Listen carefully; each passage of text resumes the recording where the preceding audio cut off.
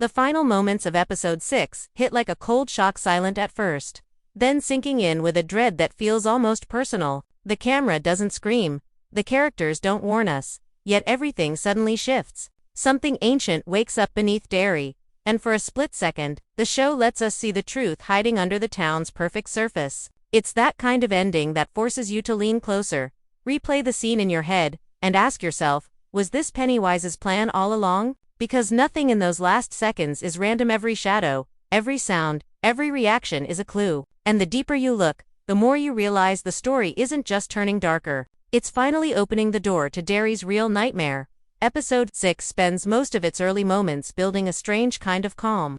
A calm that feels shaky, like a thin layer of ice waiting to crack. Throughout the episode, the characters walk through familiar places, school hallways, living rooms, quiet streets, and everything looks normal, almost peaceful. But the show keeps placing small hints that something is wrong. A balloon drifting by too slowly, a sudden pause in someone's voice, a shadow that doesn't match the lighting. These moments don't scream for attention, they whisper. They slip into the edges of the frame, telling us that Derry is holding its breath.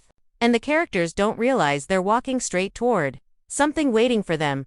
The entire first half of the episode feels like the town itself is pretending. People act normal, but their eyes seem tired, distracted, like they're scared to look at something they can't explain. Even the weather feels strange. The sky is bright, but the light feels cold. This contrast is intentional. It creates a feeling that something huge is coming, something no one can stop. The episode uses this false peace to squeeze the tension without the audience fully noticing. You start expecting a jump scare, but nothing happens. Instead, the show lets the pressure build slowly, turning simple moments into warnings. As the characters move through their day, we see the relationships changing too. Some characters pull closer together, searching for comfort in a town that doesn't feel safe anymore. Others drift apart, weighed down by secrets they're too afraid to share. Episode 6 uses these small emotional shifts to deepen the sense of unease. When people stop talking about their fears, those fears don't disappear, they grow. And in Derry, fear is not just an emotion,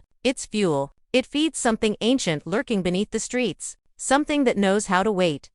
The turning point comes when one character notices a tiny detail that everyone else misses, something off in the way the town feels. It isn't loud or dramatic, it's subtle, like a piece sliding into place in a puzzle we've been watching since the first episode. They pause for a moment, sensing something they can't name. And in that pause, the episode shifts. The calm cracks. The truth begins to slip through. We realize the episode wasn't moving slowly, it was tightening a trap.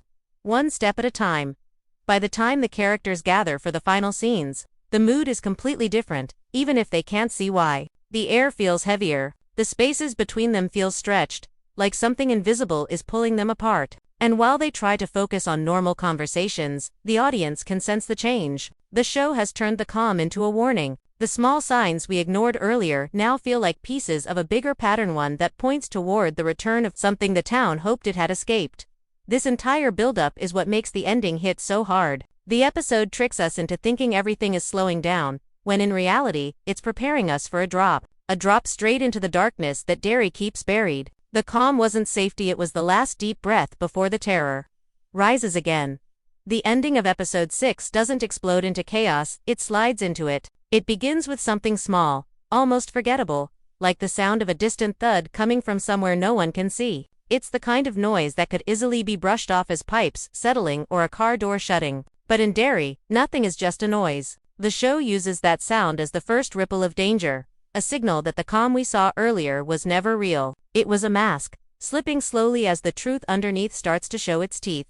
One character reacts first, not with fear but with confusion. Their eyes shift toward the direction of the sound, as if their mind is trying to connect it to something familiar. But the more they listen, the more their expression tightens. Something about the sound feels wrong, too deep, too hollow, too alive. It's a sound that doesn't belong to the world above ground. And the audience knows what that means long before the characters do. Derry's underground heart is waking up again. Then the lights begin to flicker. But only for a moment, just long enough to make the shadows move on their own. The room seems to breathe. The air feels thicker, heavier, like the atmosphere is preparing for something none of them can handle. The characters start glancing at each other, unsure whether to stay calm or trust the fear rising in their stomachs. They try to tell themselves it's nothing, because believing it's something would mean accepting that the danger is real. that Pennywise might be closer than they thought. The show smartly avoids showing Pennywise immediately. Instead, it lets his presence leak into the room through the environment. A balloon rolling slowly across the floor without a single draft. A faint whisper that doesn't match any human voice. A shiver that runs down a character's spine so suddenly that they stop mid-sentence. These details create a silent message. The cycle is beginning again. Pennywise doesn't need to appear to control the scene. His influence alone is enough to twist reality.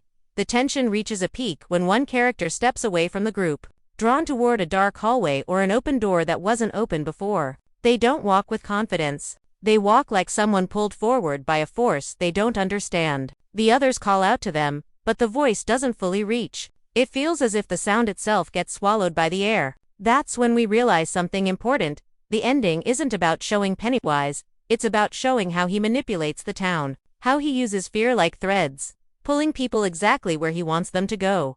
As the character approaches the darkness, the camera slows down, the sound fades, the world narrows to a single moment, and then everything drops. A burst of sound erupts from the darkness, sharp and sudden, a scream, a crash, or something far worse. The characters stumble backward, eyes wide, hearts pounding.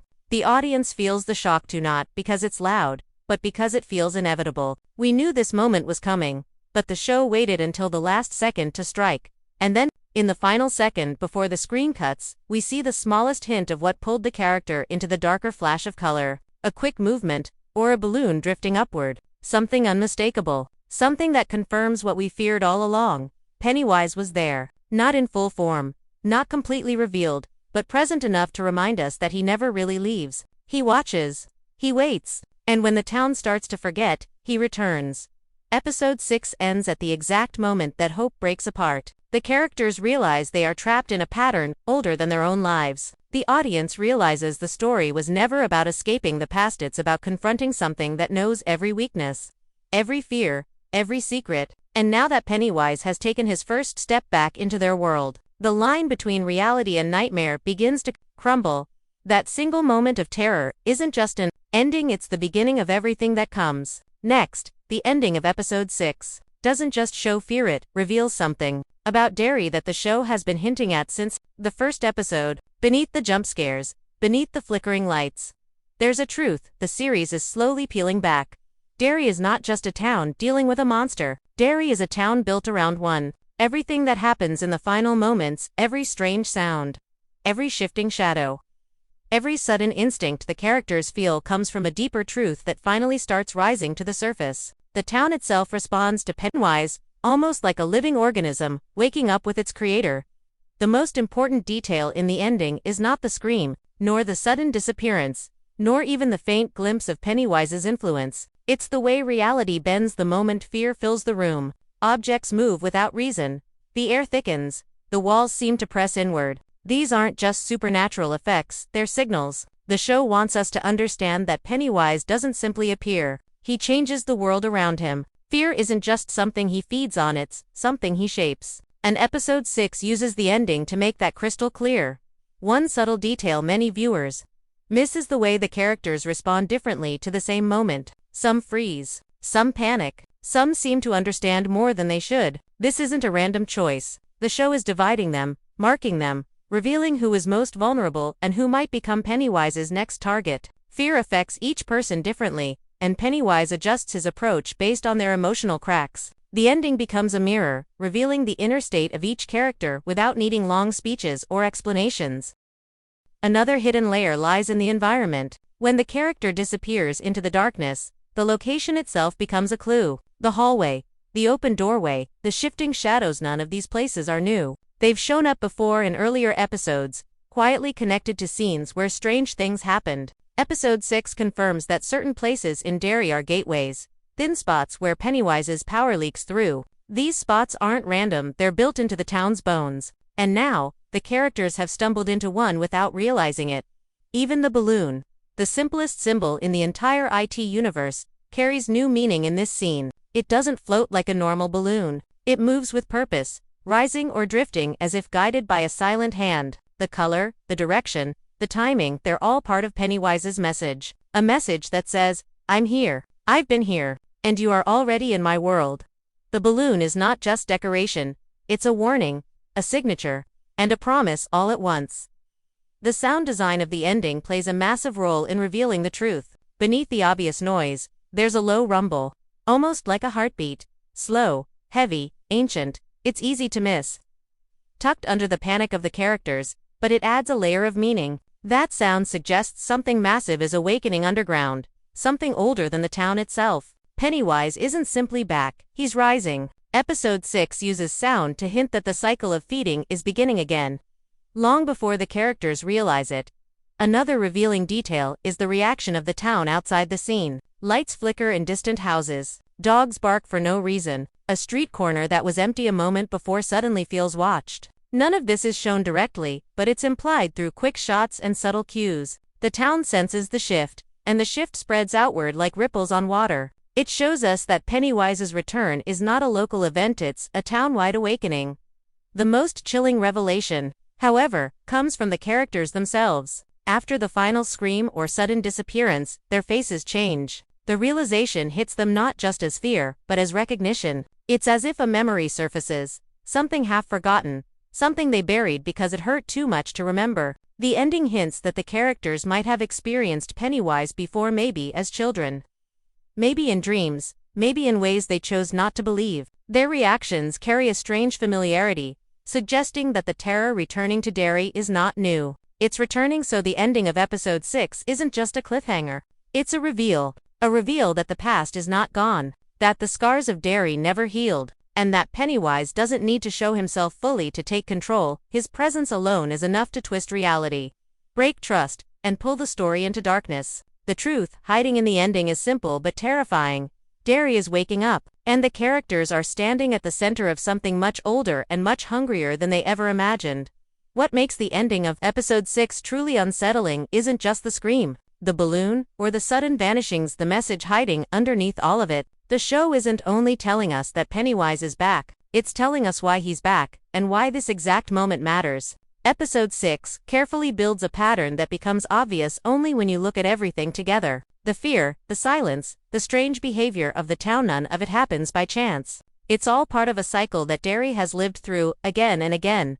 A cycle that episode 6 finally begins to expose. One of the biggest hidden meanings in the ending is the idea of collective fear, something that runs through every version of the IT story. Pennywise doesn't simply attack individuals, he feeds on the fear that spreads through the entire town. When everyone in Derry feels anxious, lost, or disconnected, it becomes the perfect breeding ground for him to rise. Episode 6 shows this clearly. The characters have been dealing with their own problems, their own secrets, their own quiet failures. Each one is carrying fear that they're too ashamed or too tired to talk about, and Pennywise senses it. The ending shows that their personal fears are no longer separate, they're blending into something bigger, something Pennywise can use. Another important layer is the way the show uses memory. When the characters hear the scream and see the signs of Pennywise, their reactions hint at something deeper than shock. They look almost like people remembering a nightmare they tried to forget. This is a classic theme in Stephen King's world. Trauma doesn't disappear, it simply waits.